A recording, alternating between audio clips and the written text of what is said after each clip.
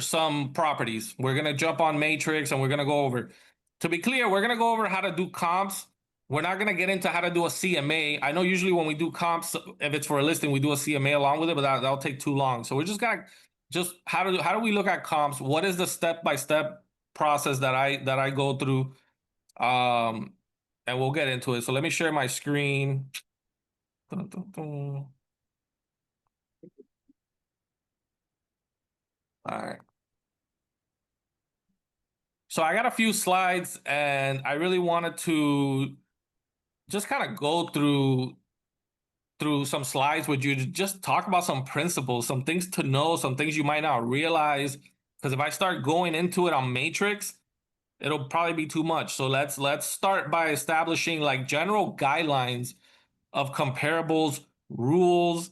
Um, One thing I will say is that comparables take practice, it takes time. There's not an exact formula. You know, sometimes you wonder how do I go further in time? Do I find a bigger house? There's no comparables. What do I do? So we're gonna go over a lot of these things and a lot of the principles. So I apologize ahead of time. These slides do tend to have a lot of wording, but I just really want to get the point across about how you should handle these scenarios. So let's jump into it, okay? First, why is it important that we know how to do comps? Number one, I believe doing comps is an essential skill that every realtor must practice and learn. You know, evaluating comps is as essential as knowing how to open a lockbox, knowing how to search for properties on the MLS. It's very, very essential. It's one of the key things every realtor needs to learn and be very familiar with. Um, it's important because you want to ensure expectations are clear to avoid unwelcome surprises during the appraisal phase. That's the biggest thing, guys. You know, if you're listing a property and you did the comparables more or less close, you shouldn't have surprises come appraisal. Okay. If your comps are off, then you might have not realized, oh, I didn't see this comp, or you went with the comparables that simply supported what you wanted it to support, but it wasn't the true comps that you should have used. Okay. For example, you have a high-rise condo and you're on the fifth floor, but you price it based on a comp on the 20th floor. And all of a sudden, you're like, well, that 20th floor faces the way that I'm facing. So I'm gonna price it similar to that. You know, that's not the way you would handle such a scenario. Okay. Um, so things like that. You want to make sure that when you want to be close to what an appraiser would appraise the property at. All right. Uh, it's important because you avoid major appraisal gaps, which can usually ruin your deal. When there's too much of a gap, a lot of times it might kill the deal unless you set proper expectations. Okay. Because we've had markets not too long ago where, we'd overprice listings and that appraisal will come below and it didn't matter because buyers would waive appraisal contingency and things like that, or pay 20,000 above appraisal value. Um, when doing comps, it's good because you avoid setting the price too high, so buyers aren't discouraged from showing interest. That's a very key. You don't want buyers. You don't want to price too high to the point where buyers are just like, I don't even want to look at it. All right. Sometimes we think it's okay, but we're gonna price it, and buyers will come anyways, even though we're overpriced. And a lot of times they don't. They just don't look at it. It's not within their search parameters. So, doing the comps is important for pricing. Knowing how to do comps and being able to communicate them effectively can help you win listings and give your buyers confidence when submitting offers. And it helps with negotiations. When you're trying to negotiate, it helps when you're negotiating with the other realtor or with your client, with your seller and your buyer. Just knowing the comps, knowing what things are, the reality, and being able to articulate that to your client or the other realtor will help you when you're negotiating. So again, it's an essential skill and it's just very important for so many reasons, and basically to close. Okay. So you avoid your deals falling apart, wrongful expectations with your clients. Your buyers, sometimes when a buyer tells you, hey, what do you think we should put an offer at? A lot of times they also, they might look at the sold properties too. So you want to be able to know that information, how to pull it up and how to pull up proper information, especially when your clients say, well, I saw this comp, and you know how to educate them and tell them, well, that's not a comp to that property for XYZ. All right. This is like what I always say this, and you guys might have heard me repeat this so many times when talking about this. Okay. To determine the value of a property, you should identify recently sold homes that are the best matches to the subject in style, upgrade, and key features. Okay. That's what we're looking for. In order to determine, well, what is this home worth? We need to find homes that are in similar in style, upgrades, and key features, and that are the most recent possible sales. So if you have if you have a house and you have some comps that maybe are not favorable to you, but they're recent, that's what you got to go with. Even though you might say, well, I can go back a year or 6 months and the comps were higher. Well, if in the last 3 months we have comps that are lower, an appraiser is going to use the last 3 months as long as those are in the same style, upgrades, and key features. So we gotta, it's all these things. So we gotta find the most like the subject. Okay, remember the subject is the house that we are trying to comp, that we are using as that is our subject. That is the main property that we're trying to find comparables to. So what are key features? Okay, included but not limited to bedroom and bathroom count, lot size, pool, waterfront, garage, layout, corner lot. So these are like key features that typically you want to use comparables. Like if a comparable has one of these, you want to use, I'm sorry, if your subject has this, has a waterfront, has a pool, you want to find comparables that are waterfront, that have a pool. Very rarely do you use comparables without a pool to compare to a house with a pool. It's not common. But is it something you never do? No, sometimes you do. Sometimes you might use a comp that has a pool. Depends on the scenario. But again, it's not very common. All right. By the way, guys, if you have any questions while I'm going through this, feel free, jump on or write them down and we'll go through it at the end, whatever you want. Okay. Now let's talk about some undesirable key features that could reduce buyer desire and value. So there are key features that are negative, okay? So for example, an odd lot shape that doesn't conform to the neighborhood standards. Home faces or is backed by train tracks or a busy commercial business. Home faces a major street. So if you have a house that faces a major street, that's a key feature that an appraiser will probably use a home that is on another home that has sold on that main street. Now, if no homes have sold on that main street, then they're probably gonna have no choice and use homes that are within the neighborhood, not facing the main street. But they might take a little bit off yours because technically that's a feature that might be undesirable. Okay. All right. So general guidelines when doing comps. This is what I wanted to really show you guys because sometimes, if I'm doing it while I'm on Matrix, it might be a little tough to follow.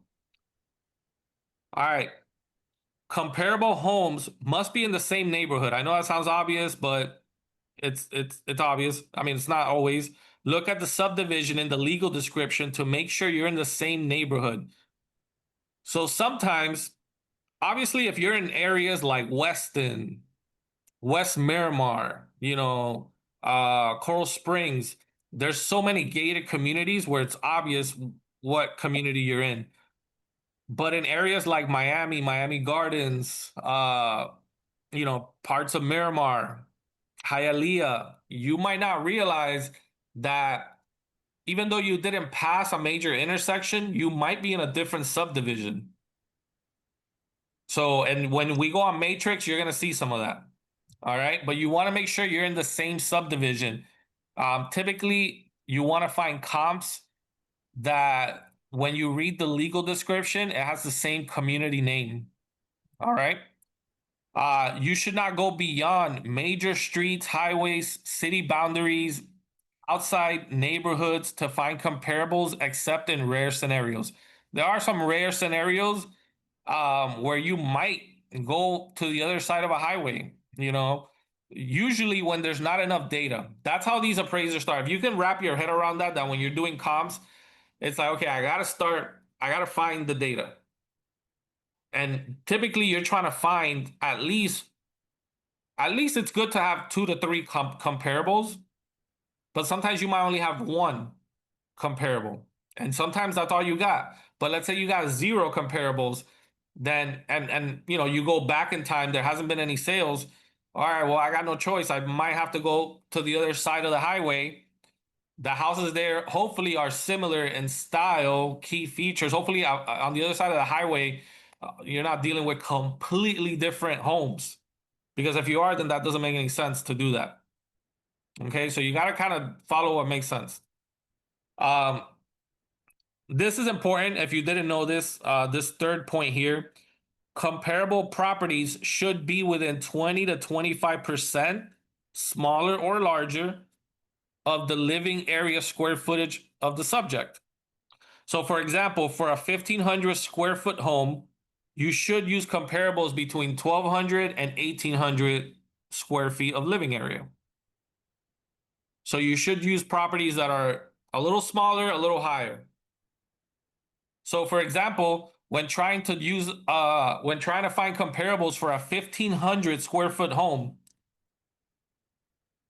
if you try to use a 2,000 square foot home or a 2,200 square foot home, it's too different. Okay, it's too different. So you typically don't want to use that comp unless you have no choice, unless there's no other data. Then sure, maybe we'll use that comp and kind of adjust a little bit for it. Okay. So again, sometimes you have no choice. You have to use the comps you have. All right. And we're going to talk about that because there are scenarios where there is no comparables, there is no data. So what to do in those situations. All right. Moving on to more general guidelines.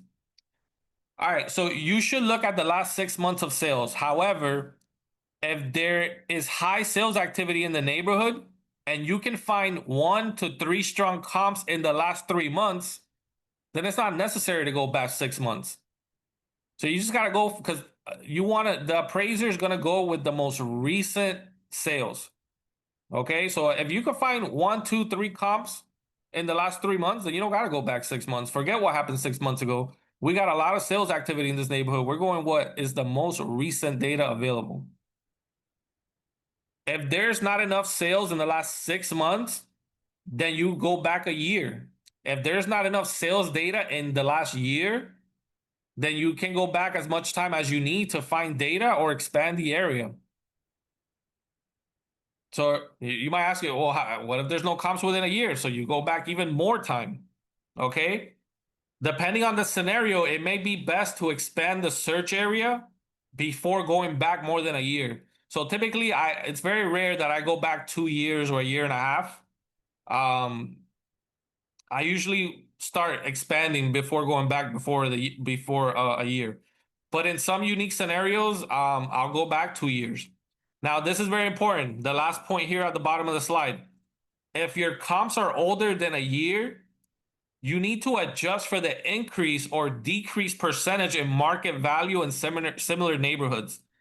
So if in your neighborhood there's no comps in the last 12 months, but the market, we know values have gone up or values have gone down, we need to kind of figure out, okay, let's look at another neighborhood that does have sales data in the area. And let's figure out how have they been trending? Have the comps been trending up or trending down? And then figure out more or less what percentage they've gone up or down. and then apply that to your comparable that you found from a year and a half ago or 2 years ago. So let's say I have a house and the only comparable sold 2 years ago, but I know prices have gone up. Let's say prices went up 5%. I will take, okay, well, what did this sold at? It sold at 500,000. Well, let's give it a 5% increase because that's more or less the trend of the general area.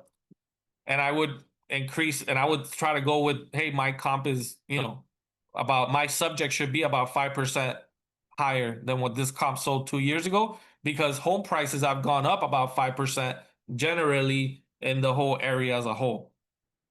All right. So you gotta sometimes it's not so easy and it takes some practice and trust me, I part of one of the things I enjoy most about this business is always getting better at improving on how to do comps and how to determine value. But it takes time to get and practice to learn. Sometimes it's so easy, guys. Some comps are super easy. You look at a neighborhood, there's 3 sales in the last 2, 3 months. Boom, we're good. We already know what the homes go for. And sometimes there's no data.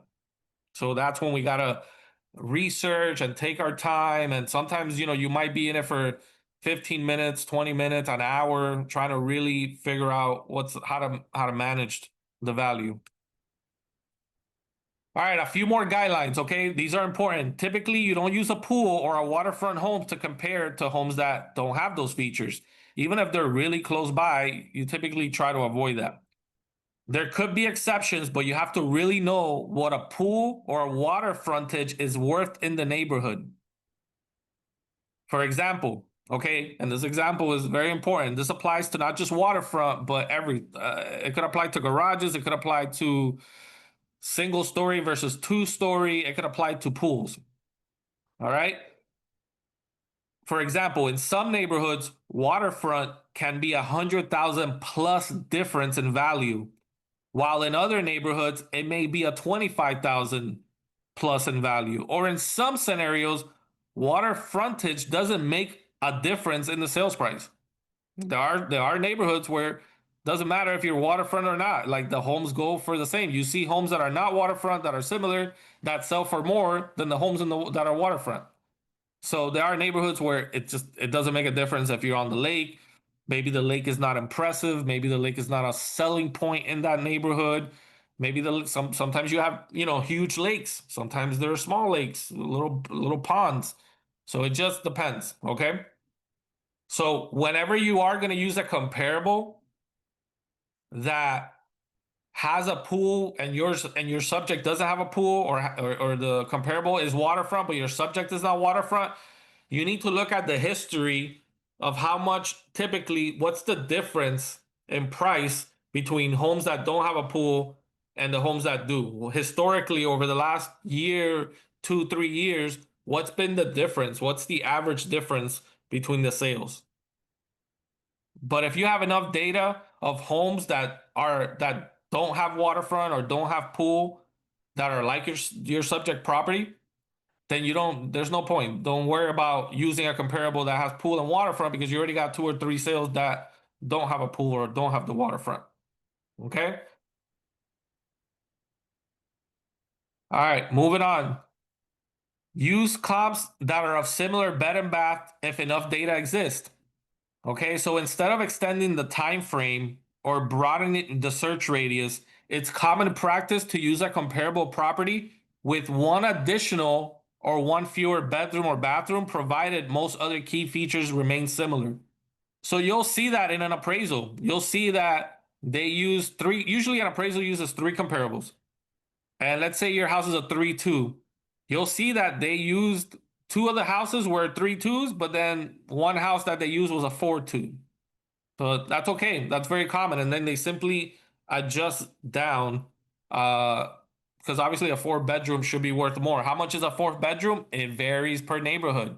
But generally it could be 10,000, 20,000. In some neighborhoods, it could be, a 4th bedroom could mean 40,000 in difference.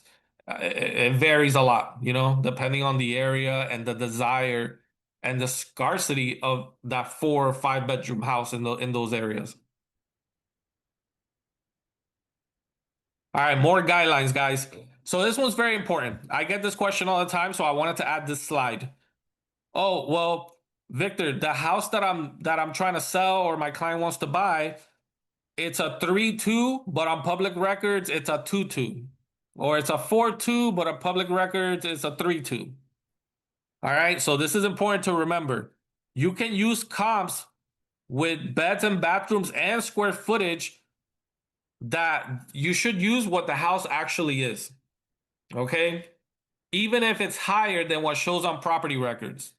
So if the house is being used as a fourth bedroom, but in reality it's a 3-2, you should use comps that are 4-2.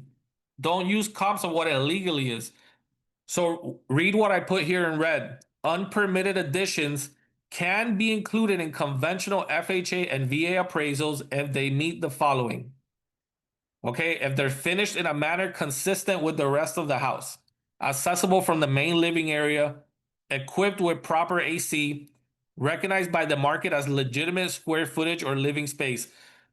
So that information right there, I pulled it up from actual guidelines. Uh, so I used to always, people would always ask me this question, and I never had a true answer to it. My answer would be, "Hey Victor, how come my appraiser didn't include the bathroom?" And I would always say, "I'm not really sure. Sometimes they do, sometimes they don't." And I would always kind of feel it's probably what made sense to me, because even guys, even loan officers didn't know the answer. They couldn't tell you, "Oh, I'm not really sure why sometimes they add the bathroom or they add the extra bedrooms and sometimes they don't." Well, this is the reason. They add it as long as it looks right. As long as it looks like it's part of the house. Okay, so if you have a bathroom, if you have a bathroom where the ceiling is slanted or it's very tiny, you guys have seen those bathrooms where the sink and the toilet are like on top of each other practically. In that case, cases like that, they're probably not gonna give you credit for that bathroom. So if the bathroom doesn't feel like it's a fit for the house, then it doesn't, then they won't use it. This is the first time I ran into this. I'll give you the scenario real fast. It was a house in Miami Gardens. I had previously experienced that they would include the illegal bathroom or bedroom. So in my previous transactions, it hadn't happened. This house had an additional bedroom, but it was like super oversized. Like they just added a huge bedroom, and it was really more like a living room, and it was really huge, but they were using it as a bedroom. All of a sudden, the guy didn't want to use that as a bedroom. You know, now looking back at it, that guy probably didn't include that bedroom because it was huge. It was like almost, the bedroom was probably close to the size of the entire rest of the house, but they were using it as a bedroom. Okay. So it just, again, it didn't conform to the manner consistent with the rest of the house. It didn't meet that requirement. So that appraiser said, I can't count this as a bedroom. It's huge. It's just a huge, living space, pretty much doubles the size of the house. And so I'm not going to use it. And he appraised it as a 3-bedroom rather than a 4-bedroom. Okay. So that's good to know. Keep that in mind when doing the comps. Okay. It's go with what it is. I got some comments here on the chat. So I'm currently dealing with an issue regarding list price and appraised value. The seller's agent priced the property 50,000 above value. Now the deal is about to crash. Yep. That's why it's important. That's why it's important to price these properly. Vic, if there's a third bathroom that was added by the seller and it never got permitted, would the appraiser include that bathroom? Yeah. So if it was done so I just basically answered your question here. Again, I added this slide because I always get this question. Yeah, if it was done well, it's in a manner consistent with the rest of the house. They'll, even if it's not legal, they just look at it and they take it how it is. You just got to keep in mind when the bathroom is in a weird location, it's weird, the size of it is odd. I've seen so many things, guys, that bathrooms in weird spots that it's yeah, when it's like that, they don't include it.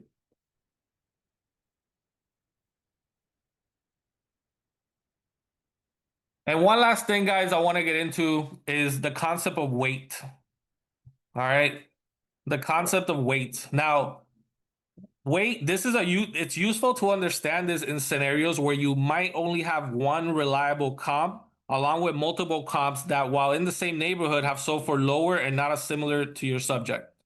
So the concept of weight, okay, is that an appraiser is going to take 3 different comparables, but if there's really only one comp that is more like the subject than the other ones, they're really going to go more based on that. So to read you, this is what I got from the guidelines. In the sales comparison approach, appraisers adjust each comparable sales price to align with the subject property, considering differences like size, condition, location, and time of sale. After adjustments, the appraiser doesn't just average all the results and add them up. Instead, they weigh more heavily in the comps that are more similar to the subject property and more recent. Usually there's one comp that they weigh more to. So you might have a scenario where the property is a rehab. It's completely upgraded, new kitchen, new bathrooms, new floors, new roof, everything's brand new. There's 3 comps in the neighborhood. One of them is another rehab, and the other 2 are older homes not remodeled. The appraiser will take all 3 homes that have sold, and even though those that are remodeled have sold for much less, he's going to rely mostly on the other one that's rehabbed, because that's the one that's most like your subject. So you really got to understand that, okay, that sometimes you might just have that one comp that is exactly very close, and you might have 2, 3, 5 comps that are very not at all in the same conditions, very much homes that need rehabs or just on average conditions. The appraiser will pretty much take 3 of them. He's going to take the one that's fully upgraded, just like yours, and 2 others. But he's going to basically give you the value most closely on the one that sold that is as close to much as yours. He's going to put more weight into that comp. Okay. So that's something very strong to consider. Okay. And it makes sense. It's just common sense. Why would I be averaged? Why would there's other sales of homes that are not upgraded. Why would my home be considered like those? Well, he has to consider it because you need to have at least 3 comps in an appraisal. So he has to put them. There's no choice. Those are the only ones there. But he's going to give you weight like the one that's more upgraded. He's going to put more weight on that one. And therefore, that one's going to be the one that is just taken more into account when determining the value of yours. So I hope you understand that. All right. And if you guys have any questions, guys, put them on the chat. Come to me. Feel free to take yourself off mute. This is the end of the slides, and then we're going to jump in Matrix. All right. There are some scenarios where it may be best to hire a licensed appraiser. In cases where there's not enough sales data or other factors, it's okay to recommend the solution to a seller, but might not make sense to a buyer due to the cost. Guys, there are times where there's just not enough data. The scenario is too unique. And if we want to make sure we get the price right, I would call an appraiser that works with lenders. Okay. And I would ask, hey, I'll pay you $300, $400, whatever it is. I just need a more or less a simple appraisal report to let me know more or less what a lender's appraiser would appraise this property at. And the way you pitch that to them, he's like, hey, I don't need a full 80-page appraisal report. I just need a simple one. What would you charge for that? Now, for buyers, that doesn't make sense typically. But for a seller, that has a lot of equity, is going to make money, spending $400 on an appraisal is not a problem usually. And it's usually a good solution to make sure that we're pricing it right. And it's very simple. Like, we don't have to have all those answers. We can say, hey, this is a very unique scenario. There's not enough data. It's very hard to figure out value. Let's hire an appraiser that works with banks and see what they will bring it at. So we know very close, more or less, what a buyer's lender will appraise it at. All right. So before we jump into Matrix, these are some examples when you might need an appraisal. Number one, your subject is a new construction home surrounded by much older homes, and there are no other new construction homes within the area. So and by the way, all these are real life scenarios. You might run into that. Now, you might have to expand to see, okay, well, let's see how far we need to expand to see where there are new constructions and see, but those new construction homes might be in totally different neighborhoods that are much higher or much lower end. So then it becomes like, it's really tough. I have to go it's really tough to really determine that. Number two, your subject is on a small neighborhood of 100 homes where all the other homes are waterfront with ocean access, and your subject is the only one in the neighborhood that is not waterfront. So that's a true scenario that happened. There's a little neighborhood in Hollywood, and all the homes in the neighborhood are waterfront, but there was we had a listing. There's a lot there that they just decided to build in this little tiny corner lot, one property. It would be the only property in the neighborhood that would not have waterfront. And that was the listing that one of our agents got. That was Munir's listing. And he pretty much, he started out by pricing it like the other homes, and after probably $150,000 of price reductions, we finally got a buyer to buy it. So, but that was a scenario where it was good to get an appraisal. Number three, your subject is a 4,000 square foot home on 10 acres in the Redlands. No comps have sold in the last 3 years with a home that size with that much acreage. It's a very unique situation. It's 4,000 square foot home on 10 acres. We had 1,500 square foot homes, 2,000 square foot homes on 2 or 3 or 4 acres, but nothing of such large extent. So in that case, I recommended let's pay for an appraisal. All right. So it's better sometimes just to get into the appraisal. And just get what an appraiser will come in and appraise it, so you know more or less. By the way, just because an appraiser appraises it at something, that doesn't mean that that's what a buyer is going to come in at. Keep that in mind too, because I've had sellers where we didn't set that right expectation, and that was bad. So I've had a scenario where we do get the appraisal due to lack of data.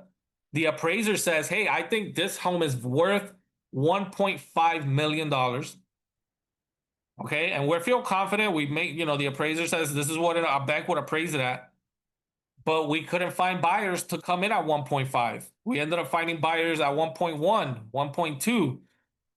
So that's what a buyer was willing to pay for it, even though the data said that it should be worth higher. Okay, so that happens a lot in these higher price points. Okay, just because an appraisal comes in at 3 million, 3.5 million doesn't mean that a buyer might pay 3.5 or in that same range. You probably might have to settle for a few $100,000 less. All right. All right, guys. So I do got a few properties that I want to show. Anybody have any questions before we shift to this part? Are you guys still with me? Yeah. All right. So I'm gonna go through pretty much the steps that I go through. This is the way that I was taught, and some of the stuff not that I was taught, it just kind of makes sense to me and helps me understand it.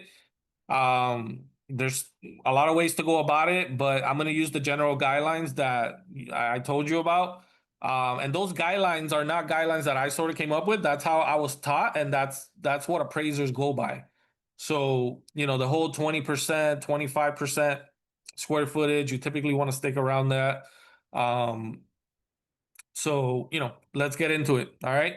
So, Eddie, I know you sent me a property, and George sent me a property too, but he's not on the call, so I guess he'll watch the recording. Let me go with let me start with this one. All right. So 5740 Northwest 111th Street. All right. So the first thing I do is I do pull up the property on Google Maps. I do like to pull the property up on IMAP. So let me do those things first. So we're gonna pull it up on IMAP. Some people go straight to the Miami-Dade County Appraiser's website. You can do that too. That's not a problem. You know, I like IMAP. But you can get the same information from the property appraiser's website. Another thing I do is I go on Matrix here and I put the address. And I start here with a quarter mile. You know, we'll start there, but I'm gonna come back here to Matrix in a second. I do want to verify the property. So I'll pull it up on IMAP. Property address contains. I just put this information. I hit start search and it should pull it up. Okay. So why do I want to get this information? I basically want to know the bedroom. So if you scroll down, um, I'm gonna write this down. So we got a 3-bedroom, 1 bath. I'm gonna assume that they probably added a bathroom. 1,767 square feet. Let's see. It's a 1-story living area. All right. And I see they did some work here. They pulled some permits. They did a wood fence. Listen, the fact that let's just say I'm going blind into this, and let's say usually you do have a conversation. Let's say this is for a seller. You're having a conversation with them. You're gonna ask them if they did any upgrades on bathrooms. But in this scenario, I haven't had that conversation. But guess what? I'm gonna assume they did a bathroom. Why? I see the upgrades. I see what they've done. I see it on Google Maps. Like I can see, they've done some work to this property. You see it. You see they have the windows the way they have it. It looks to me like they did some upgrades. So let's just assume that. Let's assume that it's a 3-2. Okay.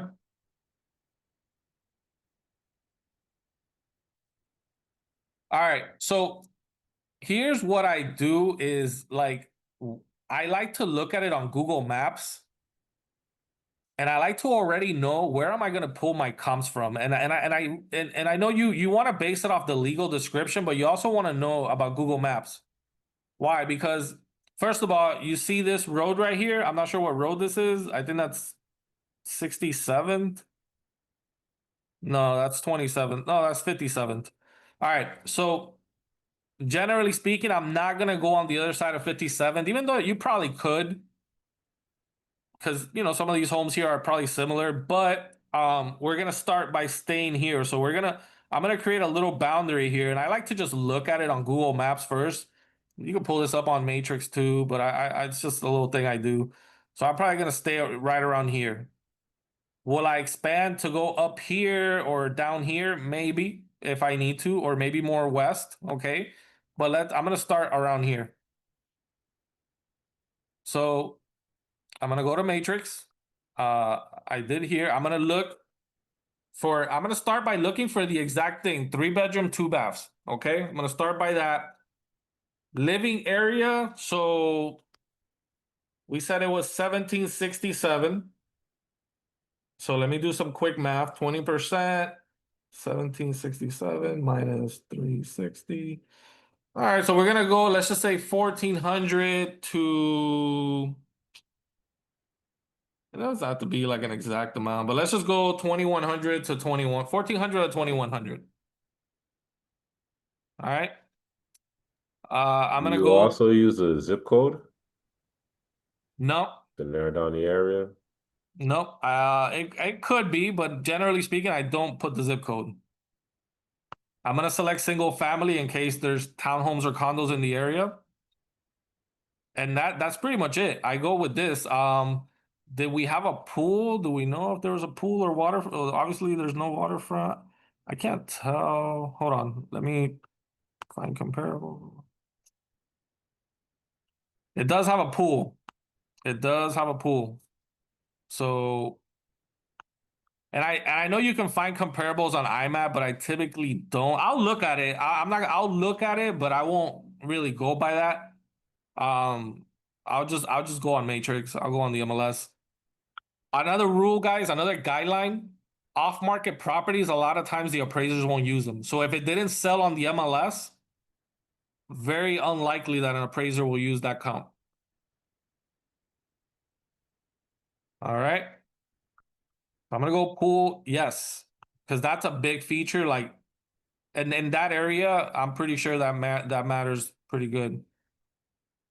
All right, so we got our circle and we got nothing. Wait, hold on. Oh, I'm sorry. So another thing here, we're gonna change this to closed, and we're gonna start. I usually start with 6 months. Okay, I usually start with 6 months, and we got 0 matches. So the first thing I'm gonna do, let me make sure I got this right. 3. Okay. Let me expand first before I start messing with the criteria. Let me expand. So I'm gonna do this. All right. I'm going to do a little polygon, and I'm gonna expand out here to 62nd or West 8th Ave. I'm gonna go like this.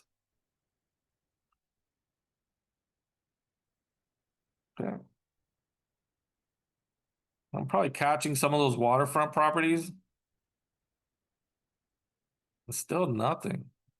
Wait, am I? Let me see. Hold on. Hold on. I did something wrong. Something's wrong. Something's wrong.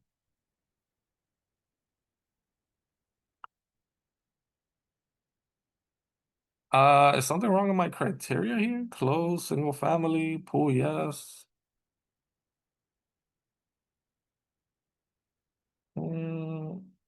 Let me, you know what? Let me do 1 to 2, 3 to 4. So show me now. I still got 0 matches. Like, I'm wondering, did I do something wrong? Hold on, guys. Hold on. Like, maybe like, I just think it's weird. I mean, it's possible that maybe nothing has sold there, but I don't know. I don't feel like that doesn't sound right to me. All right, let me do this again. I'm not gonna put anything. I'm just gonna put close. Close.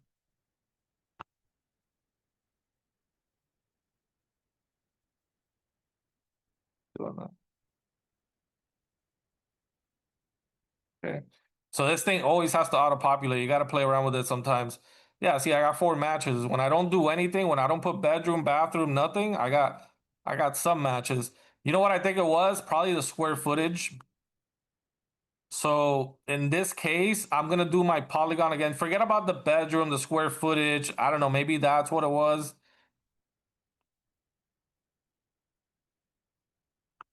Uh yeah, I'm probably gonna get some. I'll just do this.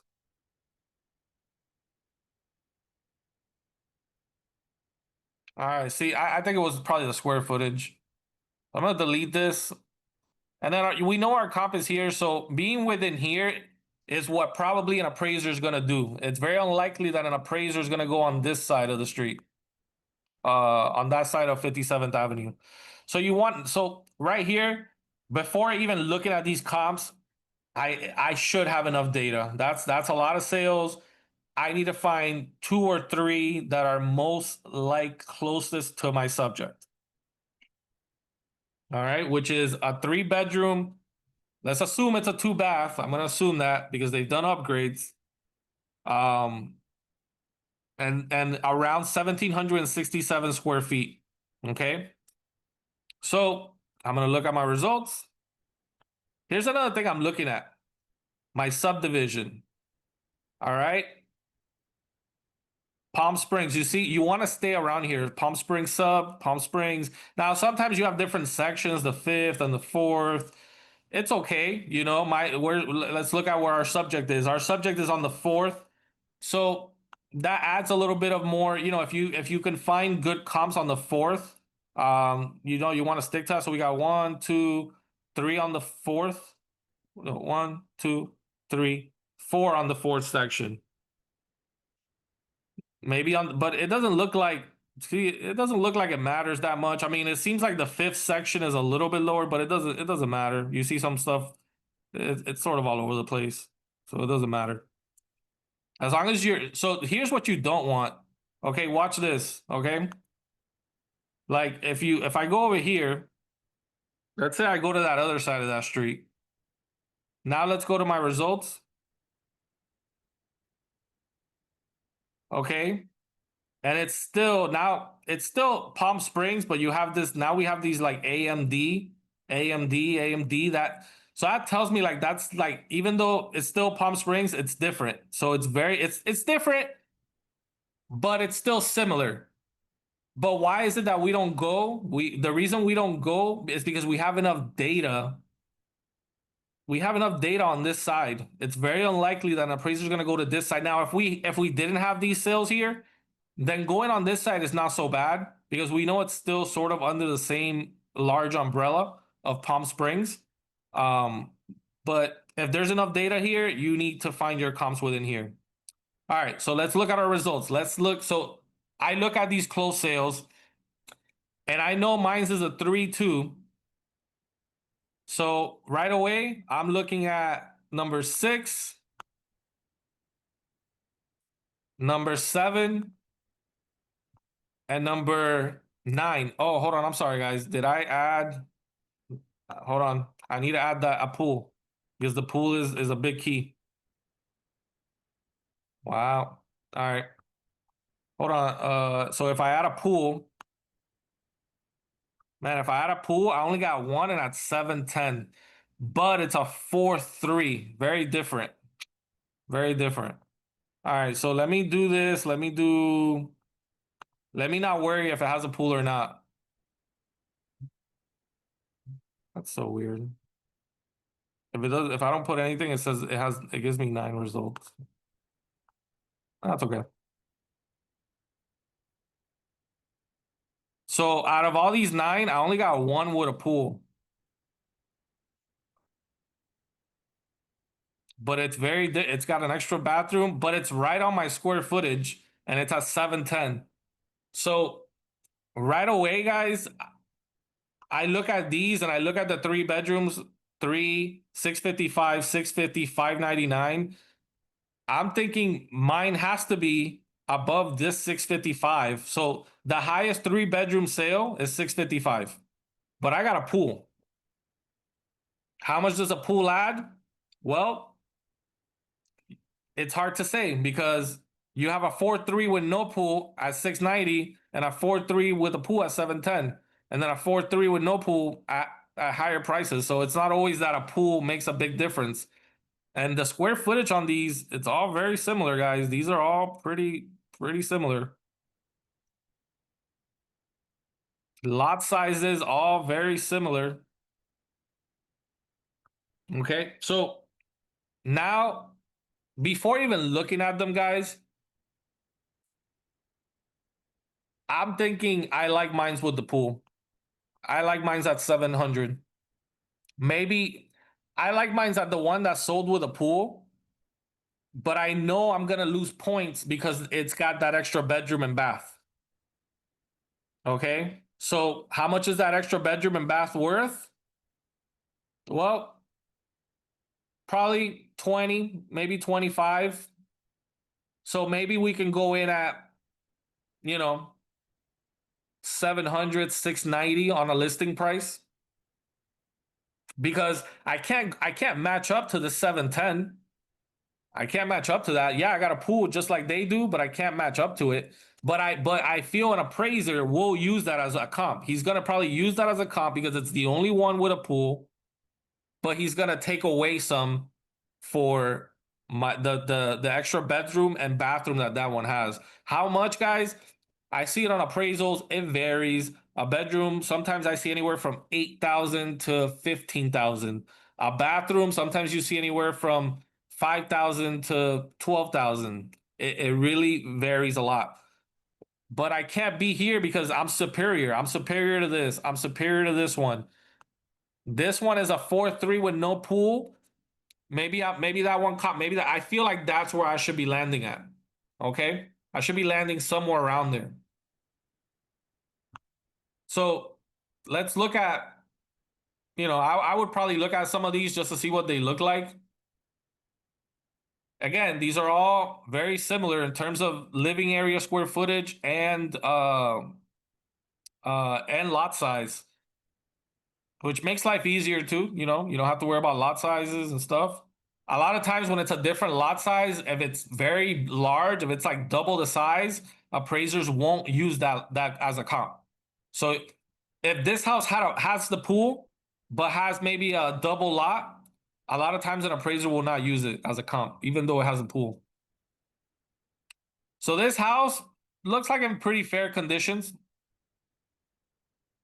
It's not very upgraded. It needs upgrade. This is, by today's standards, this is, I would say it's outdated, but it looks like it's in good conditions.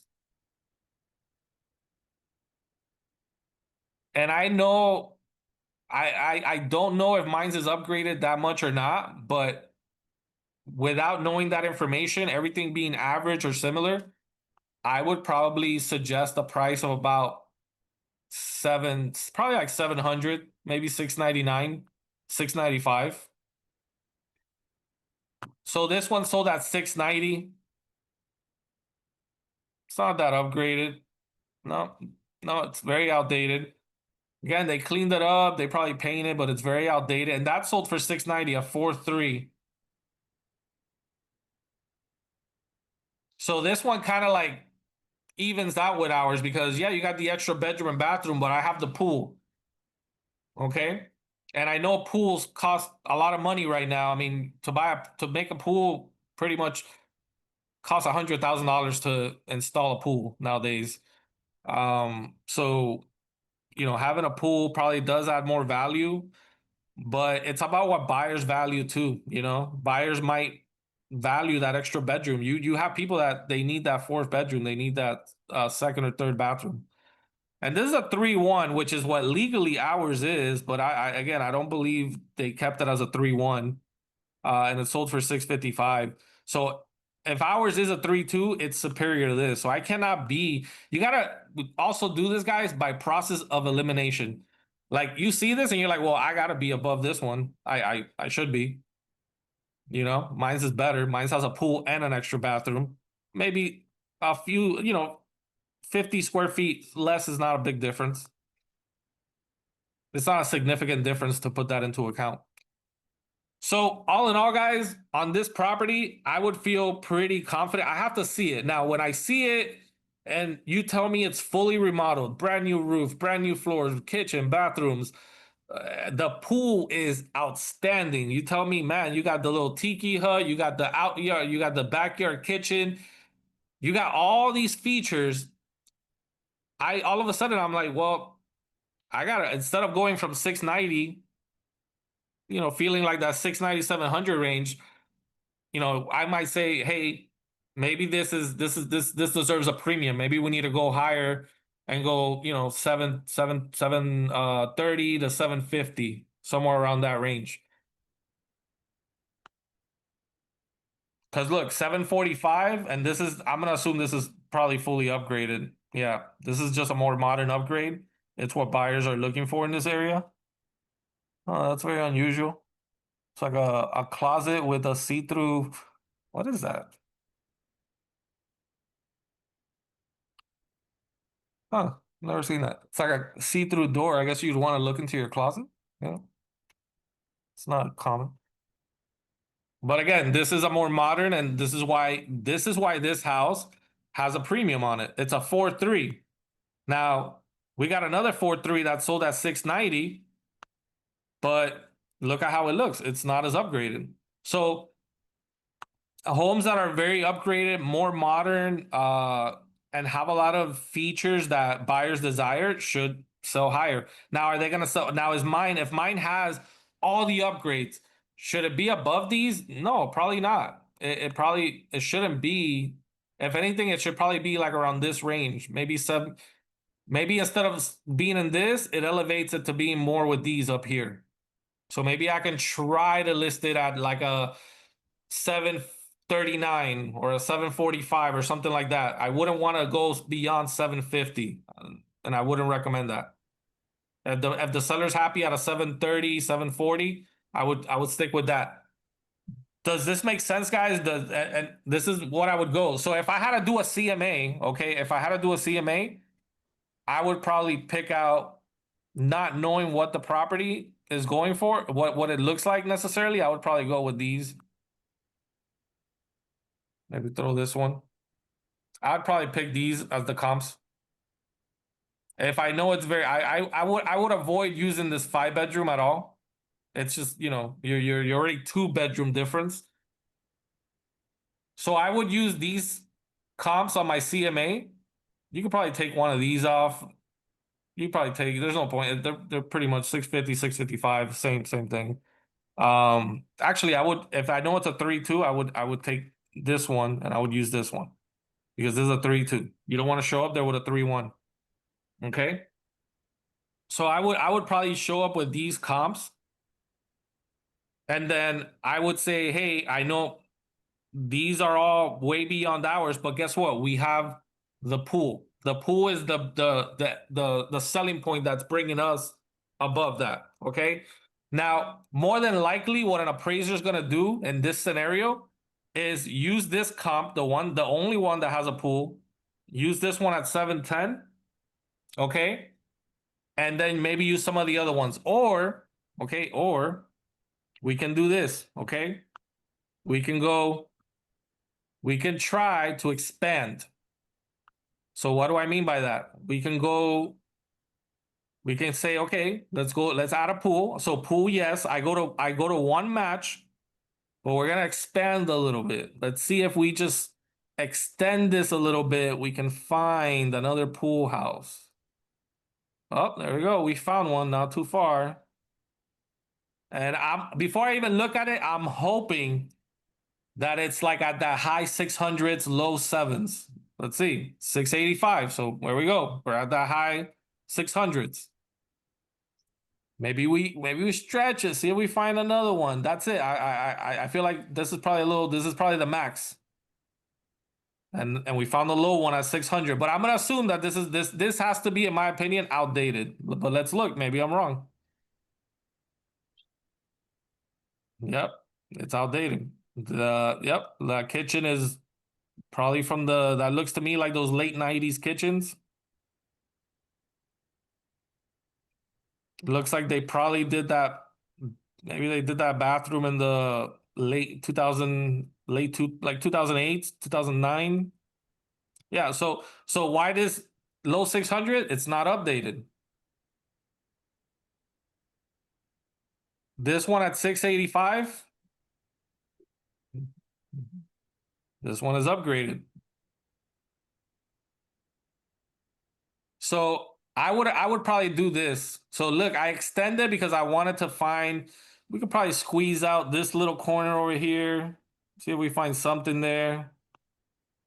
We found one, 655.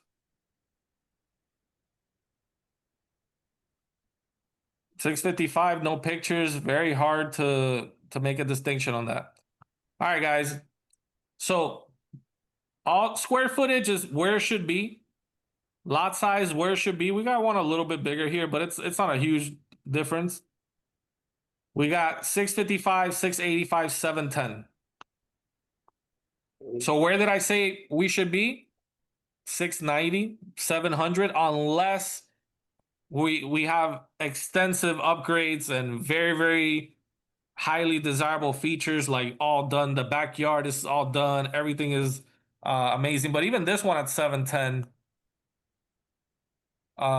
Wait, was it this one? No. Oh, okay, even this seat, like this one at 710. Now, if you tell me yours is probably more upgrade, has better finishes, maybe we can stretch it as a 720, a 725. Yeah, and this one, the kitchen is not as upgraded. So you have to do that. You have to go by process of elimination. So right now, guys, assuming the property is in average conditions, more or less, very well kept, very nice, I would list probably like 690, 700.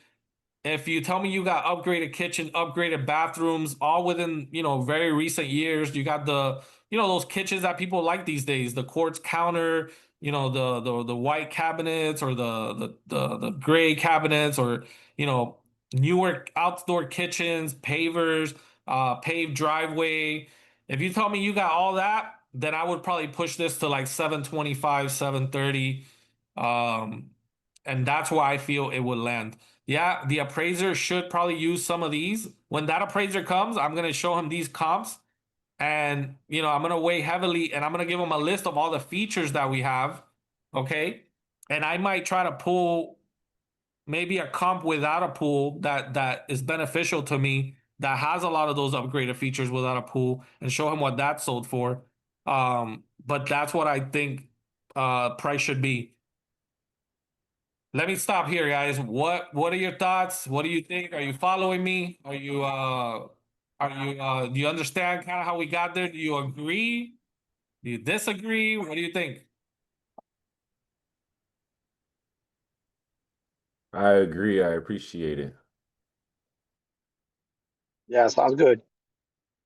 Sorry, guys, I had to bark the dog. So you kind of follow how I got there. I'm gonna do another one now. Let's do it. Let's do another one. Can I Okay. give you an address? Yeah, yeah. Got you. Hold on. I got you right now.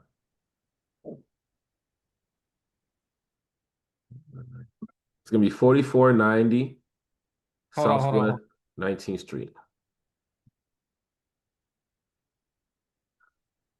All right, repeat it. 4490. Yes, Southwest 19th Street.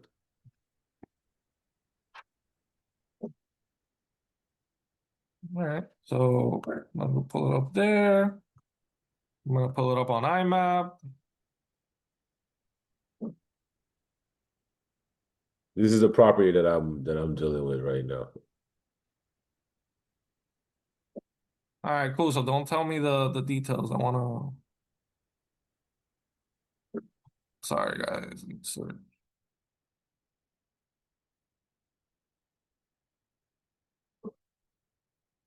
So before you don't tell me the number. Did you already do an appraisal on this one? An appraisal came, you said, right? Yeah, appraisal came in low. All right, all right. So let's see if we're close to it before you tell me the number.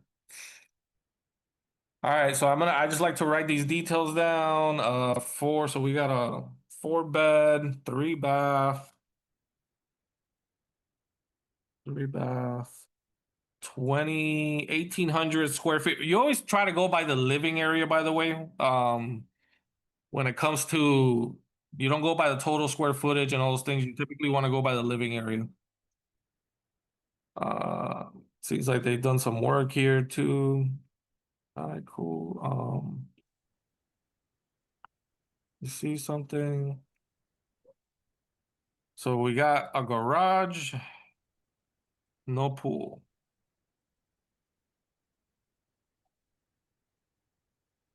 We got a big lot, 14,000. So, but judging, so look, see, we got a double lot. Why do I already see that the little red, it's double the size as all the other ones. I mean, there's a few that are double lots, but they're not all double lots. So we'll see how that plays in. Because ideally, you want to find comps that are a double lot, but you might not be able to. So we'll see. All right. So first thing, I go on Google Maps. I find my intersection. So we're gonna look right here. We're gonna try to stick around right here. Yep, right around here. Probably not gonna go north this way.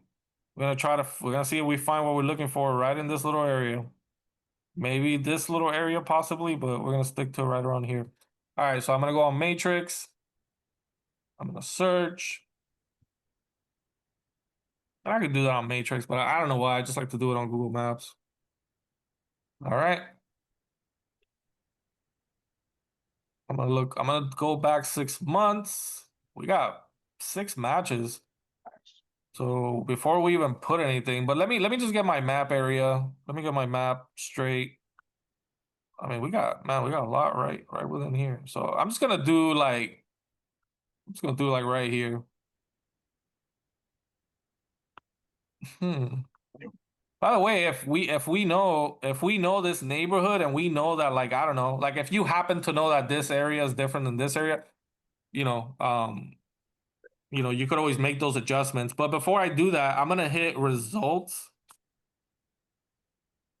and I'm looking at this. So see, I see Carver Ranches, Carver Ranches, Carver. So even though I went a little more west, I see that for the most part, it's all the same subdivision. It's all the same area.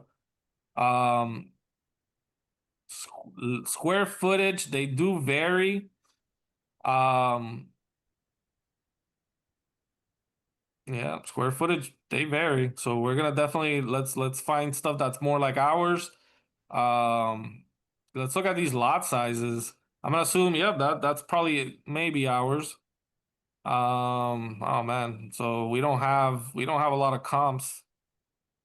We don't have any double lot comps. Well, actually, yeah, we have one. This is ours. I mean, I'm sorry, this is not ours because this already closed. You're in the middle of your transaction. All right, so at least we got one. So, but we might, so what the appraiser's gonna do right off the bat, so our subject is 4-3. This is a 5-3, only one bedroom off. Square footage is not, it's a little higher, yeah, three, but it's within that 20-25% parameter. It does also have a garage, no pool, and it has the lot. So right away, Cliff, like right away, this comp at 660 is like it. Like that's what I'm looking at. I see a lot of stuff lower, but right away, I feel we need to be around here. Right away, we might be a little under, but I don't even need to necessarily look that much further. Wait, hold on. What's the year built of ours?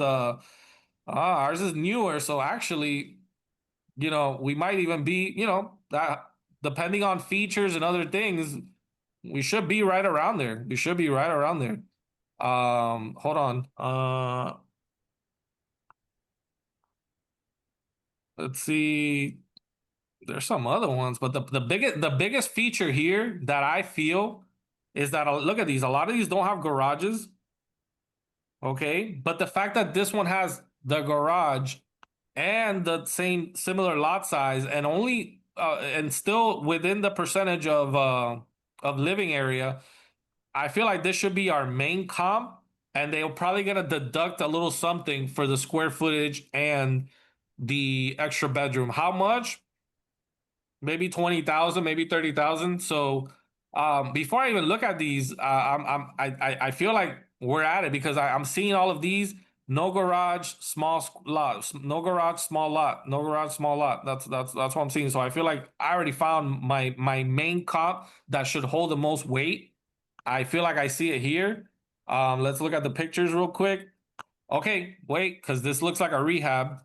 So if ours is outdated, then they're gonna take a lot out of. They're gonna pretty much say, they might deduct 25, 30, possibly for these for the fact that ours is not as upgraded.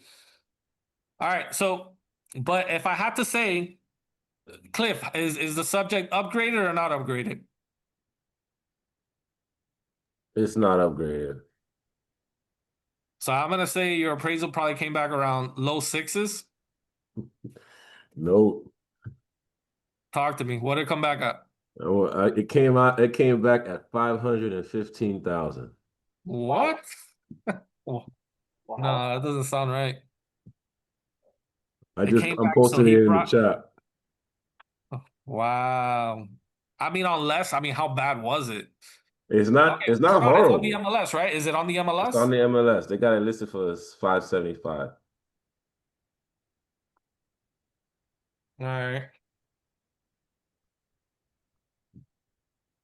Let's see. I mean, we gotta see how bad this is. What's the address again? 4490? Yeah, 4490 19th Street. Yeah, it's active with a contract.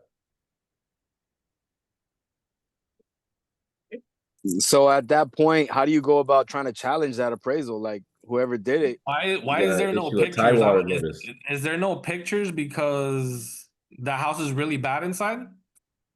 It does need work. It's not horrible though. Let me see if I can upload a video. Because the minute I see no pictures, man, I think the that's a word. red flag. For me, if I see Yeah. one picture, that's a red flag. But if you look at the appraisal, the comps, I don't think that they use comps with double lots, and I think that's where the mistake was.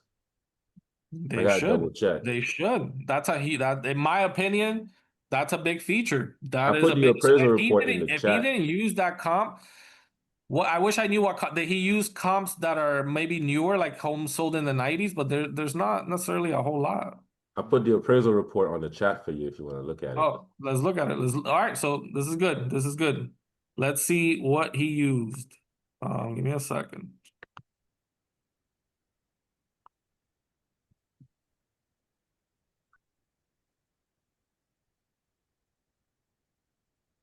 All right, hold on. I'm downloading it.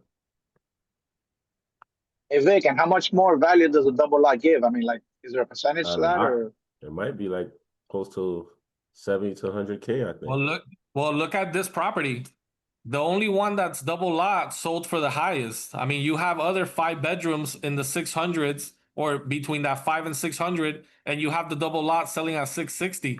So I would probably say a double lot here is probably about 50 grand, 50, 60 grand.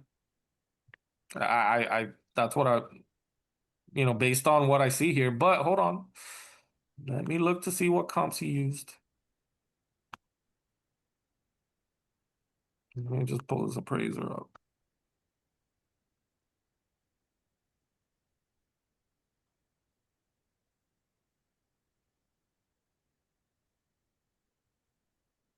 All right, I got it here. Let me share.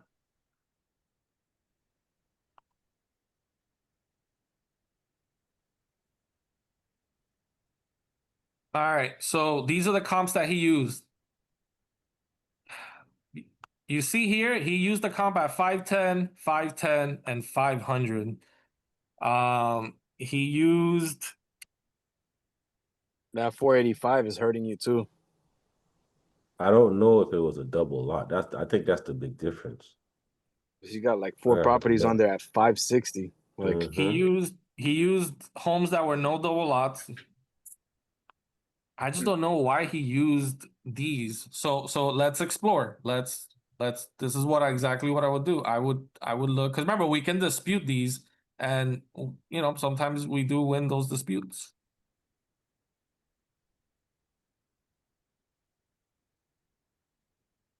Just curious, like, oh man, hold on. how do you go about disputing that? Like, does the buyer have Through to the like lender. pay? The Like, lender. do they have to repay like a fee to get it like argued No, or? no, there's a dispute form. All right, so what do I see here? He used a comp from 1987 year build, but man, the he's not taking into account the double lot. Like that's what. That's what it is. Look at this one.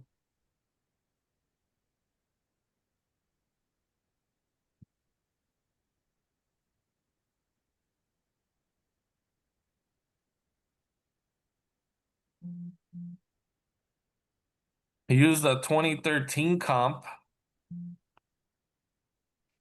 Like this right here. You see this? And then you see yours. This is what he's kind of probably going by. He's going like, oh, these are sort of similar in style, but not really. They're really not. And look, man, like these lots are this is a They're small lot. small. I can see the other houses in the picture. Yeah. And man, I wish I could. I can't see. What's it? I think that's it. If that is, I could say this deal. I didn't factor in a double lot. I looked at all the comps and I'm like, yo, we're around like 513, 515. But Yeah. those comps Look at aren't double okay. You're lot. on a double lot. You're on a double lot. Yeah. That alone should add some more money to that, at least 550, 560. I've done this before where I've argued about the double lot and it came back in my favor.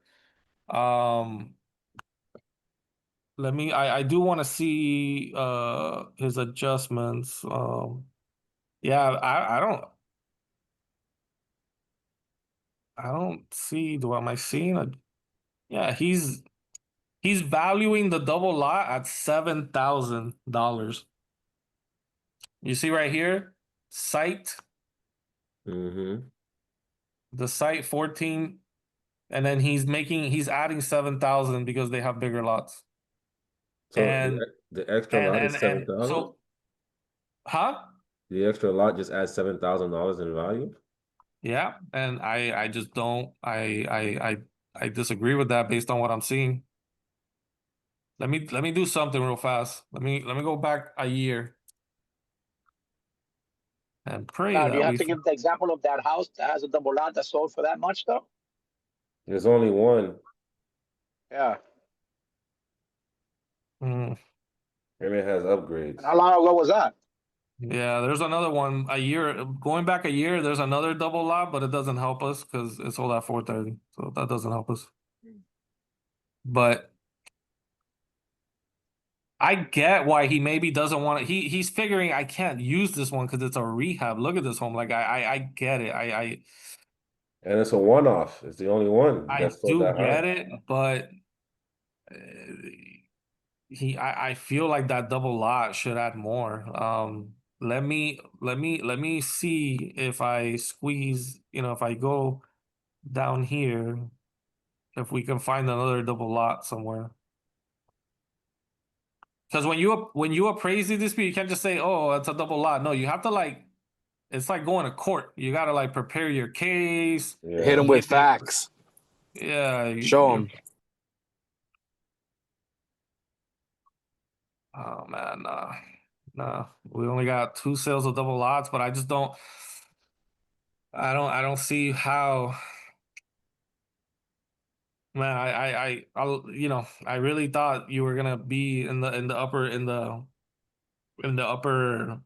like either the 600s. low sixes or upper five Yeah. in the low sixes or upper fives because of this one, the double lot. But he Mhm. didn't put a lot of weight into it. He just didn't. He didn't even include it. You even put it as a comp. Hmm. He didn't put it. And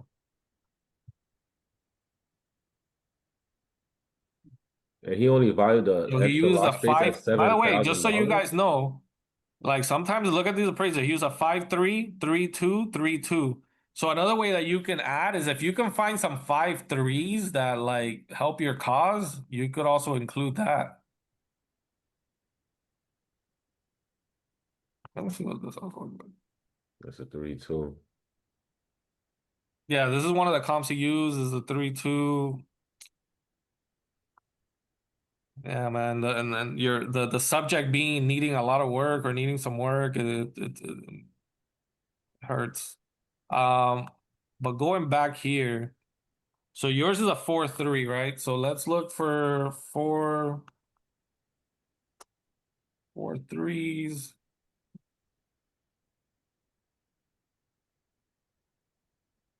Oh, sorry, this is not the right search. My bad. This is all.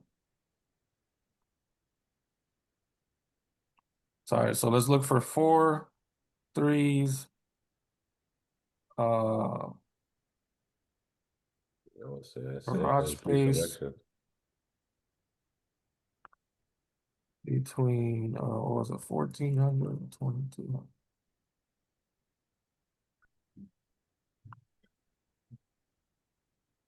And let me ask you, the seller is not willing to drop it down to the appraised value? The issue is normally I ask for seller's concessions, and we initially offered the deal with a 4% concession towards the buyer. So buyer's happy. He's saving on 4%. That's $20,000 to $30,000 when we started it at 650. So my buyer still wants a concession. The seller doesn't want to give it anymore because of the drastic drop in price. So it's either other. I drop the price and I don't give you That's the what they're concession? saying. I'll drop the price, but no concessions. And my buyer's like, I need it to close. Look, in these cases, man, I try to find some comps that maybe could be used. I mean, we got another 4-3 here. Nah, but that was built. This is a brand new house. Yeah, they just built this, so we can't use that. Yeah, we can't use that. I would use it anyways. No, we can't use it. Yeah, man, it's a case where it's I hate that happened, man. I feel like it shouldn't. But your best bet It's gonna be tough, man. I'm gonna be honest, it's gonna be tough because that 660 is a rehab, and he just might deem us too different. It's too different. And when you go through this list, look at this gap here, Cliff. Like, you see this gap here between Yeah. 589 and up, and then all of a sudden, huge drop to like the low 510. fives. Yeah. Like, and he pretty much put you on the lower end of that Yeah. instead of keeping you like up here, or maybe hopefully somewhere in the middle. Well, did I praise that again? What was the exact number? 5 what? 515.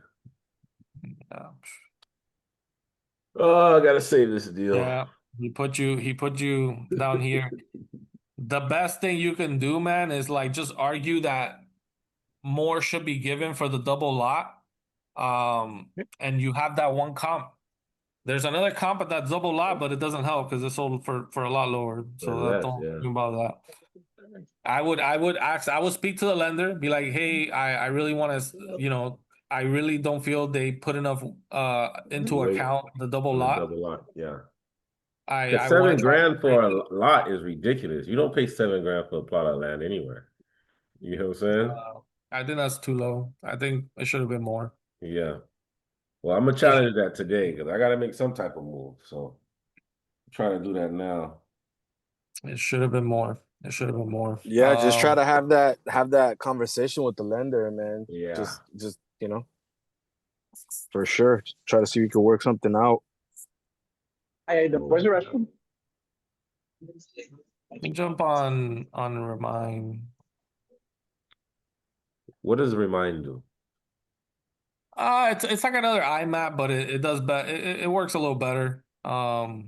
It gives you more data. I feel I want to go in it because I want to know what it tells me the estimated value. Remind puts it at. It says 560. 560. 560, yeah. Yeah, because it's probably pushing you up because of the lot size. So 560, you already looked it up? I think so. I went to IMAP though.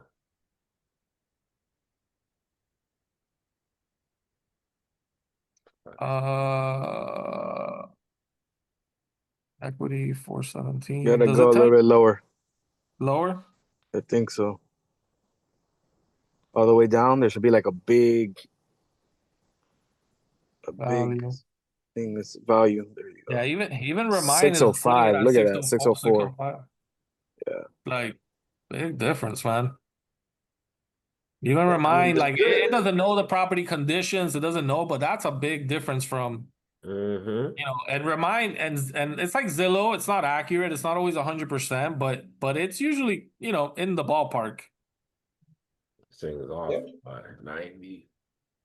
85 to 90,000. Yeah, that's a big steep jump. What I'll do is see if they can add more weight, like you said, to the lot size. And then show comps with properties with bigger lots that sold for a lot more. Just curious. Just curious what Zillow, even though we don't always go by Zillow, but I'm just curious what Zillow puts it at. And was this like a new appraiser? Was this like a rookie appraiser or a seasoned guy? Never met him, honestly. Oh. Where does Zillow shows? It should show, right? An estimate. I think it doesn't it show somewhere on here? I think if you go down some more.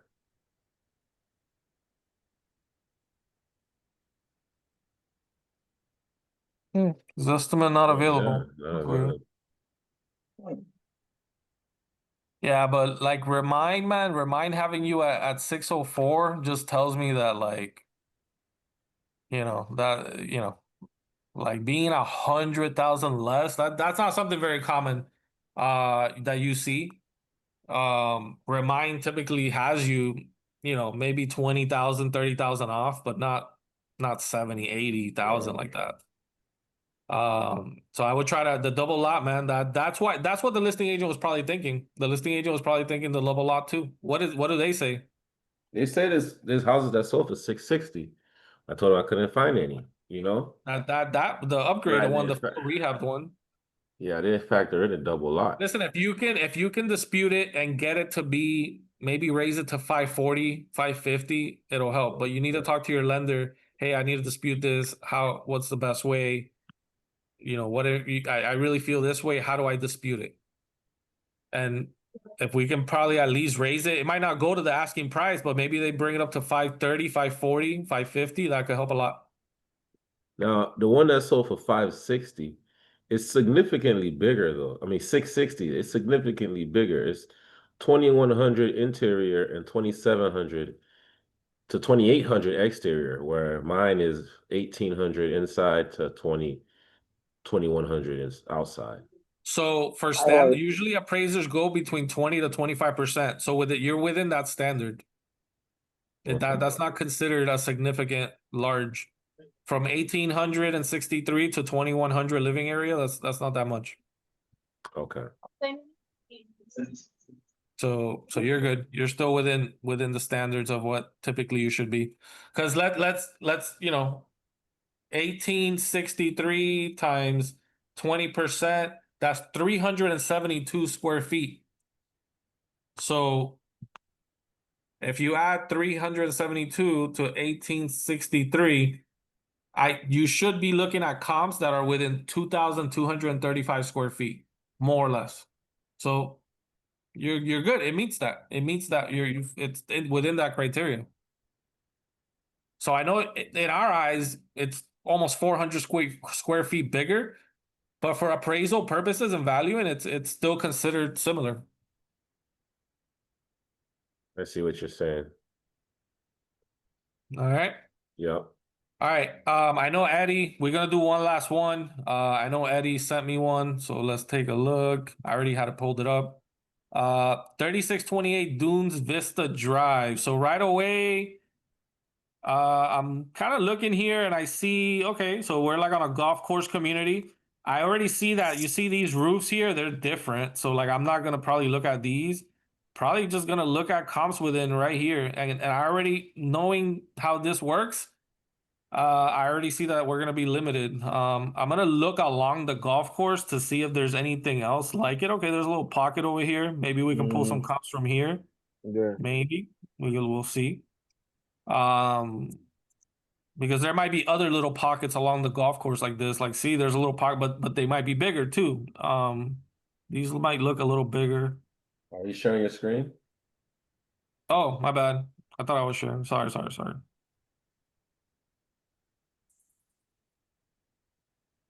All right, let me go through that again. My bad. So right away, I see it's a house right here. So I see that this is a golf community with different types of communities. Different. So you see, this looks like a building. These look like single family. These look like townhomes. So ideally, I'm gonna find my comps within here.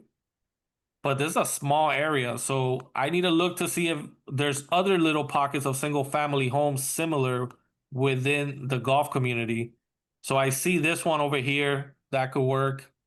Let's scroll down more. There might be, I see over here a smaller little community of single families, but these might be larger. They look a little bigger on the lot sizes just from looking at them right here, but. So I'm gonna start here, but I already know why this one might be difficult. It's just lack of data, because we're dealing with a small sample. So we're probably gonna have to just go back in time, but let's see. But obviously, guys, these are tough. You can't really go out here. You can't go over here. You got to stick within this little community here. So all right. So And you're going far back. You're going far back to a market, different time, and everything. So that's like hard to determine as well if you do find stuff. Yep. Well, let's pull it up. Is that considered Broward or Palm Beach? This Pompano, I think. So Broward, no? Yeah, I'm pretty sure Pompano's still Broward. Yeah. All right, cool. So let's see, we got a single family home, 3-bedroom, 3-bath, 3. It's Living actually area. a 4-3. Okay. But So I mean, we're records, but it's showing 4-3, okay. So 4-3. and it got a pool. All right. Does that have a garage? Yes, yes, it does. Yeah, I yeah, think it it's a does. 2-car. All right, cool. All right. So let's take a look. So I'm gonna go on Matrix. I'm gonna put that address. I'm gonna put closed. Looking for closed in the last 6 months. We're gonna go 4 bedroom. Well, let's just see, because again, it's a small area, so I'm just gonna see 4 bedroom, 2 to 3 baths. All right, not bad. We got 5 matches, so not bad. Oh, but I probably hold on. I already Click, know why we click probably got single 5 matches. family. Yeah, single family, and now we go to 0. There you go. There you go. So sometimes I don't like to put garage spaces because realtors put this little field wrong. So sometimes if I'll put a garage space, it won't show me something. Because remember, in the fields, a listing agent might put a 1 or a 2, or they might put 0 for garage by accident, and then it won't show. So I'm gonna leave that blank. All right, so I got 0 results. Let me just look at the map. All right. So I'm gonna do I'm just gonna do like a little, it doesn't matter because there's town. I'm just gonna do this little square right here. All right, we got something. We got 1. I'm just gonna go back a year already. Let me go back a little more time. All right, we got 3. So let's look at our results. So we got a 3-2, 3-2, 3-2, 595, 545, 522. So right away, and ours is bigger than those. So ours is living area 4-3. 2300, Yeah. and ours is a 4-3. Mm-hmm. So, and ours does have the garage and the pool. So you can clearly see, let's not even look into our subject.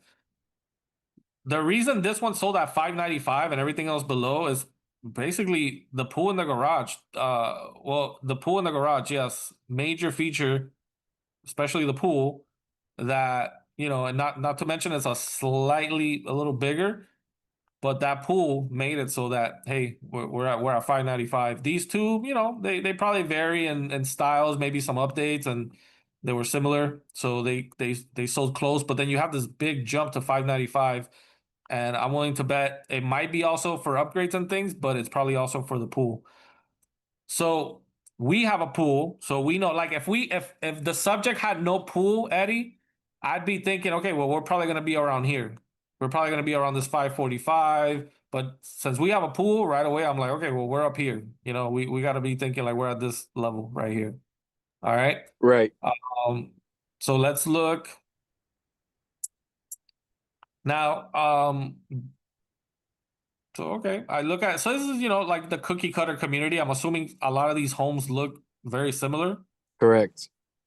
Okay. Oh, 595. that's pretty nice. It's pretty done in. I mean, the property does need work. It's outdated, that's for sure. It was an older person. So it's probably all original from the 90s. I would say so. I think they have it now at like 659, and they had a price. I think they dropped the price, but it was like 10-15K. But yeah, that property needs some work. So All right. So then my question now becomes, this one sold for 595. I know I got the extra bedroom. Let's worry about that a little later. Is mine's better or worse than this? And based on what you told me, I'm gonna assume it's worse. yeah, 1000%. This is definitely a lot nicer, and it sold at 595. So Okay. So this is one where I probably want to look at if there's any actives. I definitely know that, yeah, I have an extra bedroom, but is it gonna make that big difference in this neighborhood? It might not, you know. If this one sold for 595, this is how buyers always look at it too. Buyers are looking at it like, what's the highest sale in the neighborhood? 595. So how much money do I need to put into this property that I'm buying to make it to that level of that one at 595? Oh, well, it's 50,000. Okay, so if I gotta put 50,000 and I know the ceiling is around 595, then I need to buy this house like around maybe 550, more or less. I mean, that's just very basic. And that's just throwing, because you got to put other things into account like closing costs and the true expense, plus the time that you're using to the time that's taking, that's also, worth something. But right away, I'm saying, okay, my ceiling is 595. I got that extra bedroom. That extra bedroom, look, let's go back to this appraisal. What is that extra bedroom? I know we're in a different market over here. But location. Let me see. Look, he made a bedroom worth 6,000 and a half bath worth 3,000. Like that's what no, I'm sorry. Yeah, he made a half bath worth 3,000 and he gave 6,000 here for, yeah, I don't know why he gave 6,000. Yeah, I would question that. Like, oh, he added. Yeah. No, I'm right. My bad. I'm sorry. So he added 6,000 here for a bedroom and he added 3,000 here for a half bath. So he's basically saying a bedroom is worth 6,000 because our subject was 4 bedrooms. And he's basically saying a half bath is worth about 3,000 in this neighborhood. Okay. That's based on his opinion and based on his research. So in our scenario, I think, and usually in these scenarios, a bedroom might be 10, 15. I wish we had some 4-bedroom sales to kind of, see. But it doesn't look like we have anything. I'm gonna push it a little bit. I'm just gonna go an extra 3 months. So let me ask you though, if to go back and forth with the realtor, the listing agent with that. Now we're talking about almost $100,000 difference. Submitting an offer, $100,000 difference. Okay. Hold on. This property is active on the market. Yeah. Asking what price? 659. Why? Oh, But that's God. what I'm saying. And then so you to send an offer already $100,000 underneath, you really think it's gonna get accepted? And then you're already starting off with a bad taste in the realtor's mouth because you lowballed the shit out of them. And then I'm trying to fight for concessions too on top of that. I mean, yeah. All right. So here's one thing that right away I notice and comes to my mind, Eddie, is a lot of times too, the 2-story homes always sell for more. Like look through any community, just being 2-story just adds value. Like always the 2-story homes tend to sell for more than the single-story homes. Mm.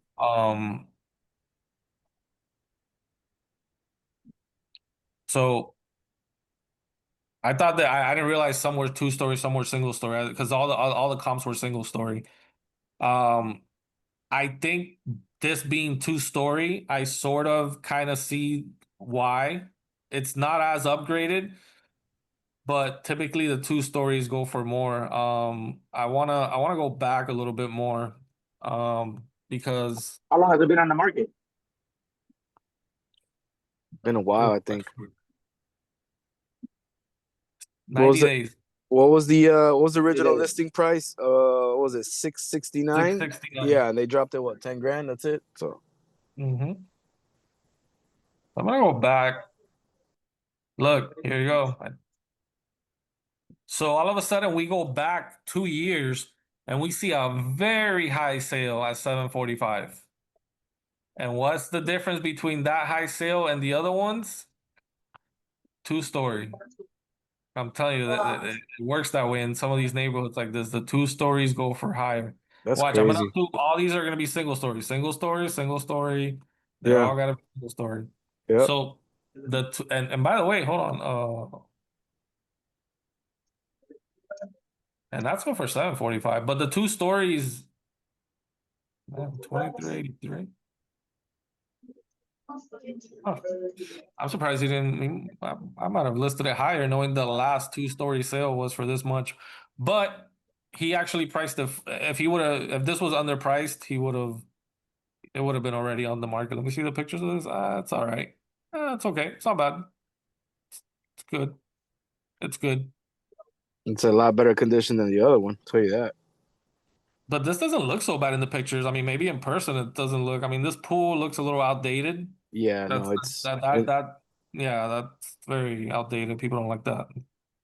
Anybody who goes in here is gonna be like, I gotta redo the everything, tile. 1000%. And the rooms, the bathrooms, all And that I other can stuff. see some signs here. I mean, you can see this kitchen. It's got a little wear and tear on it. Wear and tear. Yeah. Yeah. Yeah, the pictures look good, but if you really look closely, you can see. hmm So but you gotta give we have to elevate that because of the we gotta elevate it beyond these because of the 2-story. Being 2-story, man, a lot of times we do a lot of stuff right in our backyard, West Pines, West Miramar. A lot of times those 2 stories they typically go 50,000, 60,000 above the single story homes in the same exact neighborhood. A lot of times really similar in square footage, but the 2 stories go for like 50,000 more. So we saw one comp of a 2-story at 745. So definitely you got to look at it that way. I would just try to send your offer at the best, not too low, but I would probably maybe try maybe 600, maybe 610 and see where you land. What are your thoughts on it? Like what's your buyer thinking about in terms of an offer? Shit, he was telling me, he goes, I'm gonna need a lot of work in here, man. And I go, yeah, I mean, yeah.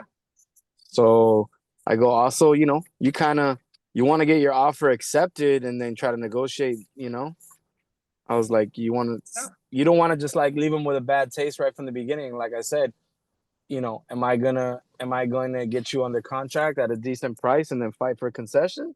Or we're just gonna go straight for the jugular and lowball them, and then on top of that try to do more damage on top of that, or try to make this Why don't you offer and then try to get the seller to give you a buy down on the rate? Then the payments will be a lot better. because the thing is, my client's not on rate, my client's cash. So he's like, I'll pay this shit out, but I need to do work in this property. And he's like, I want them to take care of it. And as we know, most sellers don't do that. You take care of it. Here, the pool, 20 grand. The Same thing's happening to me. The floors, this and that. Like my client's cash. He could care less about rates. We're gonna pay it out straight. But he's like, I need to do work.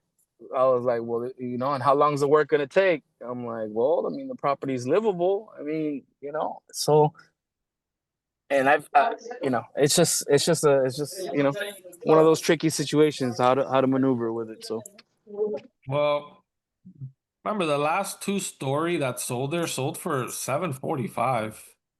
Let me go back. I mean, I do want to go. But how long ago was that? You went back like a year? Yeah, I went back 2 years. I'm just trying to see some. 2 years. Now the market it's gone down a little bit, but it hasn't gone that much. Look at this 745. It was smaller, not necessarily that much upgrade. It sold for 745. To be honest with you, it looks exactly more or less similar layout. Oh, sorry.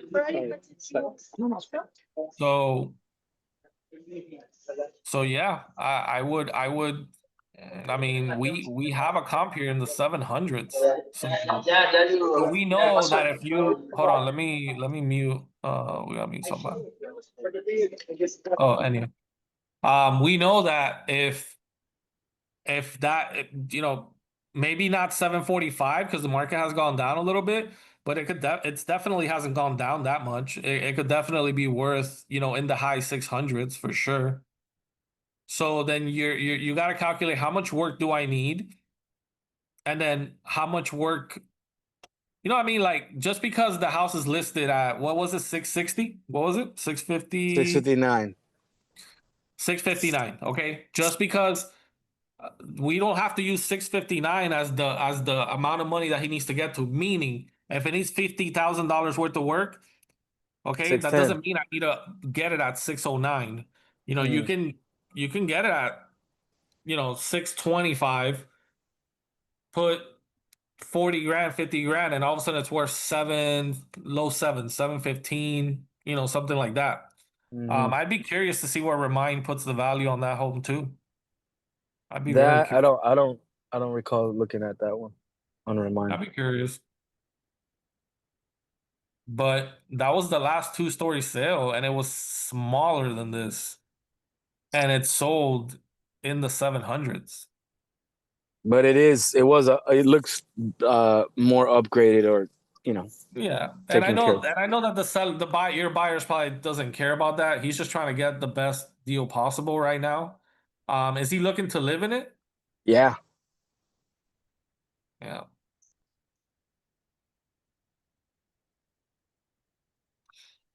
So I would determine how much work he needs to do.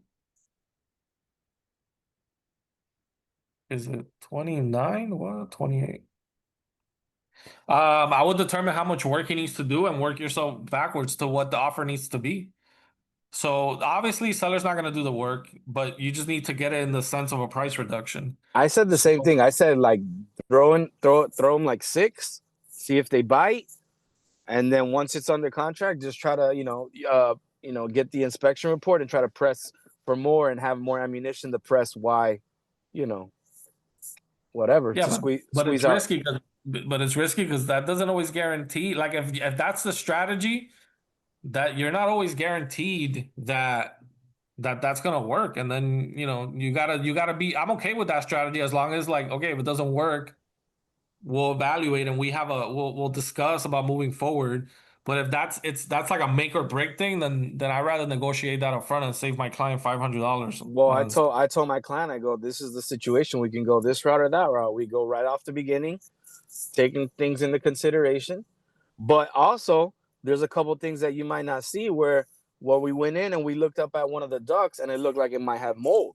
So now we're talking about some other stuff that's, but I need that on a report to back up, my request and stuff. So there's little things there that you see, and obviously I'm not an inspector, but have you ever had a scenario where you do all that, you go get the report and they don't care?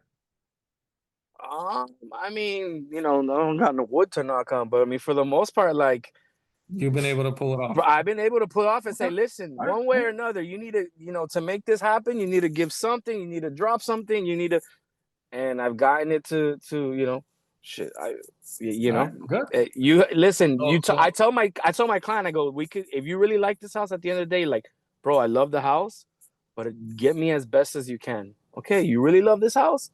I'm gonna do the best that I can, but I'm gonna, like I said it before, at the end of the day, they don't have to give you shit.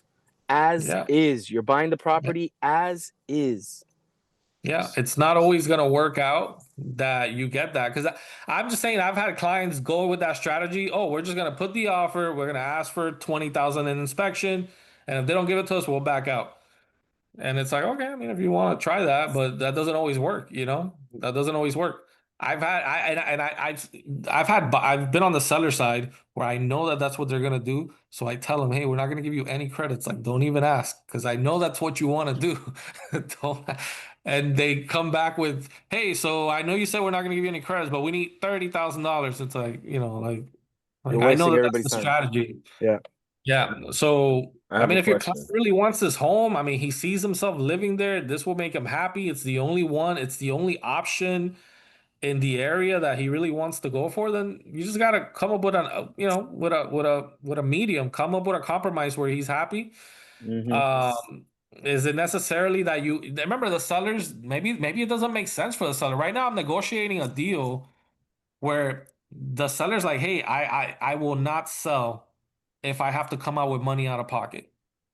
So it's a situation where there's not a lot of equity and he has to make the mortgage pay off. He doesn't care to sell at a lower amount as long as he doesn't have to come out with money to close. He wants to just be able to pay his mortgage off, move on. He doesn't care if he doesn't make any money. You might have a seller in a situation like this. You might not. You might have a seller that says, hey, if I want to sell this house because I want to buy that property. So if I But you can can't find out. sell, so if I can't sell this house for this number, then I'm not selling because I can't do what I want to do with the money. And you never know, you might be dealing with a situation like that on the other end, and it might not be worth it. That's why I try to talk to the listing agent, and see, where we can get to. And some listing agents will give you good information, some of them won't. Some of them will be, I'm not gonna give you any You details. didn't get the link? But yeah. My bad, Cliff. You said something? Yes. Hold on. Oh, I think he's on the phone. I think he's on the phone. Yeah. I have two questions for you. Hold on, I forgot to send it to you, okay? Talk to me. One, I sent you the videos of the property. It's 2 videos, so if y'all just want to take a look at it. But I have a question. Let's say the appraisal, because I just called the lender and told her about the square footage. I'm going to challenge it. Let's say it does come back higher, right? Because the seller's willing to sell at 515 with no concessions. If it comes back higher, I can raise the price to whatever higher amount it comes to, and then have the seller give us that back in the form of concession, correct? Correct. Okay. With that stated, do I have to tell the seller's agent that we challenged the appraisal and it came back higher? Yeah, you need to let them know that you're trying to do that. Yep. So there's no way I can go without telling them, because I just want Wait, to ask them. wait. You want to challenge it and it come back higher, but not tell the agent? Yes. That way I can Sure. just say, hey, I Sure. want to raise He the doesn't price want to and let have the the seller agent pay. know that it's already low. Yeah, it's already low, so I don't want to let them No, know. okay, so no, you don't have to tell the other realtor that you're doing the challenge. You don't. You don't have to do that. That's between the buyer and the buyer's lender. Okay, so that one So is no, going you to don't have to conflict make them with aware. interest, or But does if you want violate to do any what you ethics? just said, increase the price, you're gonna have to probably let them know that all those I'm details. But saying yeah, the lender's going to you pay the don't have to tell difference. them about the challenge. You don't have to tell them that you're challenging it. I'll tell them the lender's going to pay the difference, Okay. right? Okay. Yeah, yeah. You do not have to anything that you're doing like that, you don't have to tell them no. So if your scenario calls that you don't have to tell them that, you don't have to mention that. Yeah. Okay, I Yeah. just want to make sure they don't violate like any ethics or anything like that. No. A lot of times when we're just trying to get the deal done, we'll disclose it. We're like, hey, we're gonna try to, it's either when they're telling us, hey, we're canceling, like this is not gonna work. I'll tell them, no, give us some more time. We're gonna challenge the appraisal. Give us a couple days or a week. Let's see if we could bring this up rather than canceling. So in those scenarios, yeah, I'll tell the listing agent. But in your scenario, if you don't have to tell him because it's not necessarily killing the deal right now, then sure, you could do it without telling him. Yeah, that's kind of what I want to do. That's fine. That's fine. Absolutely. That's okay. Okay, perfect. All right. All right, cool. Hey, I gotta Guys, run. I gotta run, Vic. But thank you for everything, man. I appreciate it. yeah. Cliff, I gotta run, man. I'm gonna download these videos and I'll look at it. Likewise. But it's already 1 o'clock and I got to get to my next appointment. All right, no problem. Thank you But for man, everything. I hope comps are tricky, man. Comps are tricky, and there's not an exact formula. It just takes practice, practice. And there's never an exact number. It's always a range. In my Yeah. opinion, man, like that property with the double lot, I feel should have been higher. Even Remind put it, Yeah. very high compared to what the appraisal came back at. I just feel like Can that you double lot. can you send me that remind document? Maybe I could print that out and send it to the lender also. Absolutely. Let me pull it up. Yeah, if you could post it, then I'll just download it straight from there. Well, you could look it up, but let me see. Yeah, am I sharing my screen right now? No. Let me Yeah, let me pull it up here. So I don't think I can just download this. I can well, yeah, I could share this. Yeah, share. Okay. Clifflammon at Gmail. Yeah.